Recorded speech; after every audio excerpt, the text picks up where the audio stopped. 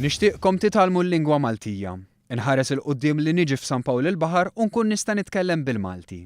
Hekk stqarret il-President Mary Louise Colejro Preca meta attendiet għal proġett ta' tisbieħ li sar mir-residenti fiċ-ċentru tal-aċċess fil-lokalità tal-Qawra. Proġett li involva fih membri mill-komunità kollha inkluż anzjani u tfal. Tul din iż-żjara l-President saħqet fuq l-isforz li għandhom jagħmlu residenti barranin ta' din il-lokalità.